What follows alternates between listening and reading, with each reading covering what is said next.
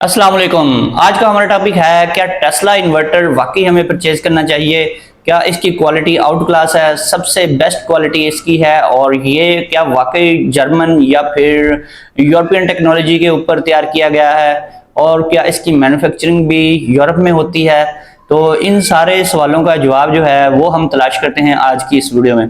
सबसे पहले हम बात करते हैं कि टेस्ला इन्वर्टर्स के अंदर पाए जाने वाले फीचर्स कौन से हैं, क्योंकि किसी भी इन्वर्टर की क्वालिटी जो है वो डिपेंड करती है इन्वर्टर के अंदर पाए जाने वाले फीचर्स पे। अगर उसके फीचर्स बहुत ज्यादा अच्छे हैं तो उसकी क्वालिटी भी बहुत अच्छी होगी। आप लोगों में से बहुत सारे लोगों ने टेस्ला इन्वर्टर अपने पास लगा रखा होगा और यूज भी कर रहे होंगे।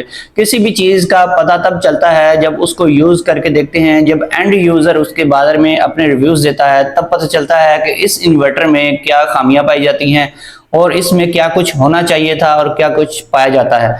तो मैंने देखा है कई जगहों पे ये चल रहा है, और मैं अक्सर फॉल्ट्स की कंप्लेंट करने जाता हूं और देखता हूं कि क्या क्या मसले मसाइल पैदा हो रहे हैं, उनका सोल्यूशन कैसे निकालना है। तो मैंने कई जगहों पे देखा है कि टेस्ला इन्वर्टर्स के जो ओल्ड मॉडल थे उनमें जो चार्जिंग की सेटिंग है उसमें कई जो है परेशानियां पाई जाती हैं। इसमें सबसे बड़ी जो टेंशन है वो ये है कि कुछ मॉडल्स में मैंने देखा है कि उसमें इसकी जो ट्यूबलर बैटरी के लिए सेटिंग है, जो कि बल्क चार्जिंग वोल्टेज की सेटिंग है, मोस्ट इंपॉर्टेंट सेटिंग है, वो जो है वो उसकी रेंज बहुत थोड़ी है। उसकी बहुत ही लिमिटेड रेंज है। उसकी जो रेंज है उसको बहुत ज़्यादा वाइड नहीं किया जा सकता।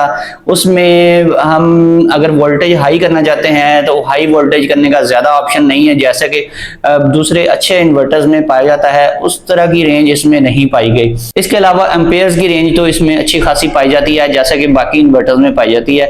एम्पेयर्स का मैंने अक्सर देखा है, किसी भी इन्वर्टर में एम्पेयर्स की एक अच्छी खासी रेंज पाई जाती है बैटरी चार्ज करवाने के लिए। एम्पेयर्स का कभी भी कोई मसला नहीं देखा गया। जब भी मैंने कोई मसला देखा है तो या तो मुझे बल्क चार्जिंग वोल्टेज की रेंज में नजर आता है या फिर फ्लोट चार्जिंग वोल्टेज की रेंज में नजर आता है, क्योंकि अगर इन दोनों की रेंजेस ज्यादा नहीं होंगी और आपकी जो बैटरी है उसके साथ आपको बैकअप का इशू कोई आ रहा है, आप इनकी रेंजेस को एक्सटेंड करना चाहते हैं, तो फिर या फिर आपकी जो बैटरी टाइप है वो कुछ इस टाइप की है कि उसको ज्यादा रेंज की जरूरत है, तो फिर उसके साथ वो सही तरीके से चलती नहीं है।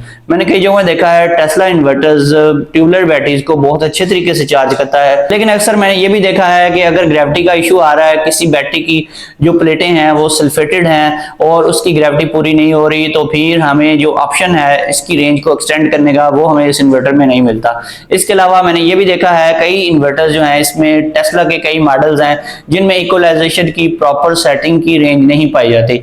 खास तौर पे जो सेटिंग की बात करते हैं इक्वलाइजेशन की, तो उसमें वोल्टेज की जो है एक वाइड रेंज की जरूरत पड़ती है। इक्वलाइजेशन करवाने के लिए हाई वोल्टेज की जरूरत पड़ती है, तो मैंने अक्सर देखा है कई मॉडल्स में इसकी रेंज जो है वो भी कम पाई जाती है। इसके अलावा ग्रिड फीडिंग के ऊपर भी टेस्ला इन्वर्टर में काफी फॉल्ट देखे गए हैं। अगर आपके एरिया में 250 वोल्ट से ज्यादा वोल्टेज आते हैं तो जैसे फ्रोनस या दूसरे इन्वर्टर जो हैं ग्रिड फीडिंग स्टॉप कर देते हैं 250 वोल्ट से ऊपर होने पर, ये टेस्ला इन्वर्टर जो है ये भी स्टॉप कर देता है, क्योंकि हर इन्वर्टर के अंदर एक प्रोटेक्शन पाई जाती है जो कि उसकी रेंज को कंट्रोल करती है। उसके वोल्टेज अगर इंक्रीज हो जाते हैं 250 से तो फिर उसने ग्रिड फीडिंग को स्टॉप कर देना है। ये तो है अच्छी बात, ग्रिड फीडिंग लाजमी स्टॉप होनी चाहिए अगर हाई वोल्टेज आ रहे हैं। जहां पर हाई वोल्टेज का इशू रहता है वहां पर हमें ऐसा इन्वर्टर चाहिए जिसमें हाई वोल्टेज के ऊपर काम करने की भी कैपेसिटी हो। बदकिस्मती से मैंने अभी तक कोई ऐसा इन्वर्टर नहीं देखा जिसकी रेंज बहुत ज्यादा हो। जितने भी इन्वर्टर्स पाए जाते हैं उनकी जो मैक्सिमम रेंज है वो 270 वोल्ट तक ऑपरेट करवाने की है।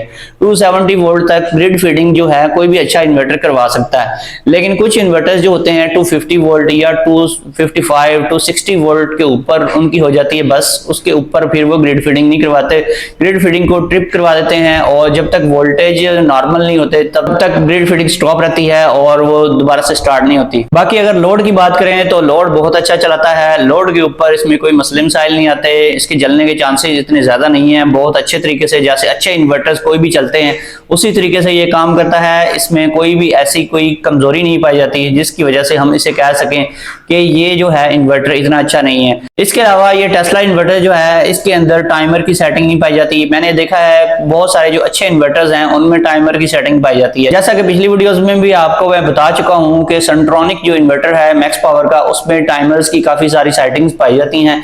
इसी तरह से ओरियन इन्वर्टर है सोलर मैक्स का, उसमें भी काफी सारे टाइमर्स हम यूज कर सकते हैं अपनी बैटरी चार्जिंग को कंट्रोल करवाने के लिए, वापडा को कंट्रोल करवाने के लिए। इसके अलावा जो और भी अच्छे इन्वर्टर्स हैं, क्राउन का एलिगो इन्वर्टर है और उनमें भी जो है इसकी वाइड रेंज पाई जाती है। लेकिन जो टेस्ला इन्वर्टर्स के पुराने जितने भी मॉडल्स हैं इनमें टाइमर की सेटिंग नहीं पाई जाती। इसके अलावा इसमें जो हैवी लोड को कट ऑफ करवाने की सेटिंग है उसकी भी इतनी वाइड रेंज नहीं है और इसमें इतने ज्यादा आपको फीचर्स नहीं देखने को मिलते। एंड पे हम बात करते हैं वारंटी की। जब वारंटी का नाम आता है तो सबसे जो मोस्ट इंपॉर्टेंट चीज है वो है सर्विस सेंटर। अगर किसी कंपनी का सर्विस सेंटर आपके सिटी में नहीं है तो वो चाहे आपको 50 साल की वारंटी भी प्रोवाइड करती है तो उस वारंटी का फायदा ही क्या कि आप उसको क्लेम ही नहीं करवा सकते। अगर आपको जाना पड़े वारंटी क्लेम करवाने के लिए लाहौर, कराची, मुल्तान या बड़े बड़े सिटीज में, तो फिर आपकी जो डिस्टेंस है वो देखें आपकी ट्रैवलिंग कितनी किलोमीटर की बनती है। फिर उस वारंटी का आपको कोई भी फायदा नहीं है। जिस कंपनी की आपको वारंटी ना मिल सके, जिसको आप क्लेम ही ना करवा सके, तो उसके लेने का आपको कोई फायदा नहीं है। हाँ, अगर आपके सिटीज में इनके वारंटी सेंटर्स पाए जाते हैं, सर्विस सेंटर्स पाए जाते हैं जहां पर आप वारंटी क्लेम करवा सकते हैं जलने के बाद, तो फिर तो आपको ये इन्वर्टर जरूर परचेज करना चाहिए। अगर आपके पास ये फैसिलिटी अवेलेबल नहीं है तो फिर आपको इस तरह का इन्वर्टर कोई भी नहीं लेना चाहिए, क्योंकि फिर ये आपकी जेब पर भारी साबित हो सकता है। अगर आप भी टेस्ला इन्वर्टर को यूज कर रहे हैं तो हमें इसके बारे में अपने रिव्यूज लाजमी प्रोवाइड करें। कमेंट्स में आप बताएं कि आपके इन्वर्टर में क्या क्या खूबियां पाई जाती हैं, क्या क्या फीचर्स हैं और आपको इसमें कोई प्रॉब्लम पेश आ रही है या नहीं आ रही। इसके अलावा हमें ये भी बताएं कि इसके सर्विस सेंटर्स कहां कहां पर हैं और हमें बताएं कि आपने टेस्ला इन्वर्टर को कैसा पाया और इसमें जितने भी एडवांटेजेस और डिसएडवांटेजेस पाए जाते हैं उसके बारे में हमें लाजमी बताएं। दोस्तों फिर मिलेंगे नेक्स्ट वीडियो में। ओके, अल्लाह हाफिज।